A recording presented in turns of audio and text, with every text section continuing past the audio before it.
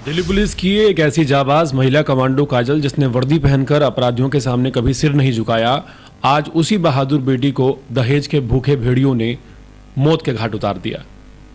घटना राजधानी दिल्ली की है। काजल, जो रोजाना कानून की रक्षा के लिए निकलती थी, उसे अपने ही घर में हैवानियत का सामना करना पड़ा। दहेज के लालची उसके पति अंकुर ने डंबल से एक के बाद एक कई बार उसके सिर पर किए और बड़ी बेरहमी से उसे मार डाला।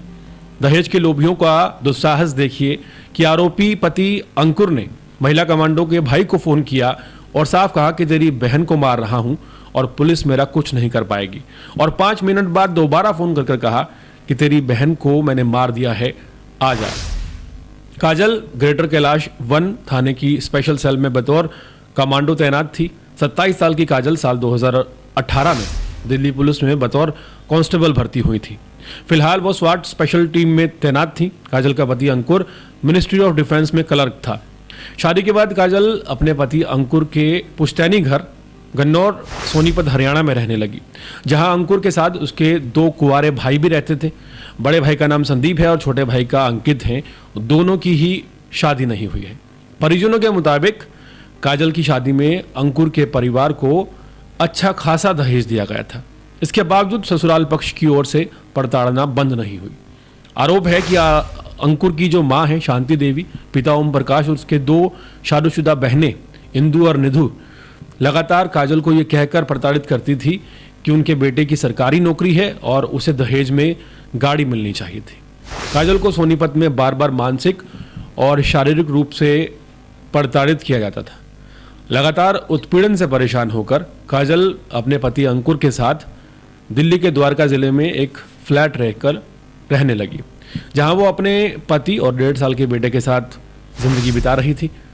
इसके बावजूद दहेज के लेकर उत्पीड़न जो है बंद नहीं हुआ। आरोप है कि काजल की ननंदे भी उसके घर आकर उसे आए दिन दहेज के लिए ताने देती थी।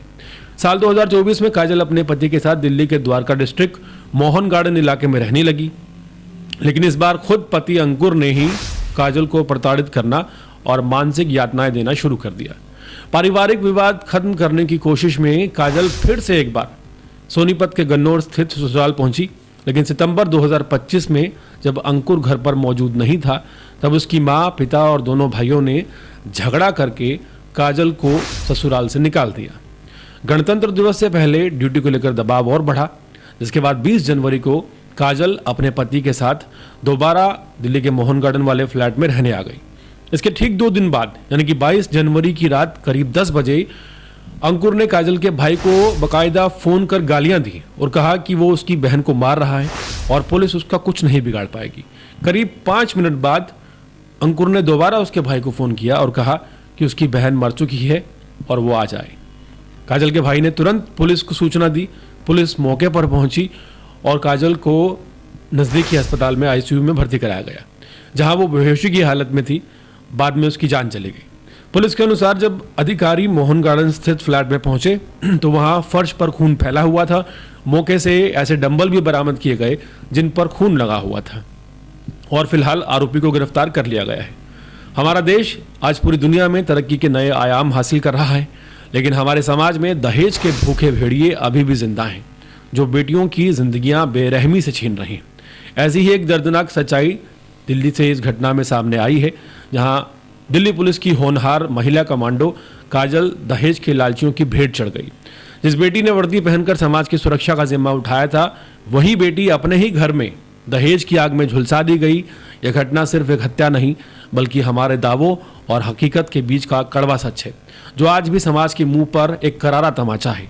यह घटना न सिर्फ एक जाबाज महिला पुलिसकर्मी की दर्दनाक मौत है, बल्कि समाज में आज भी जिंदा दहेज जैसी कुप्रथा पर बड़े और गंभीर सवाल खड़े करती है।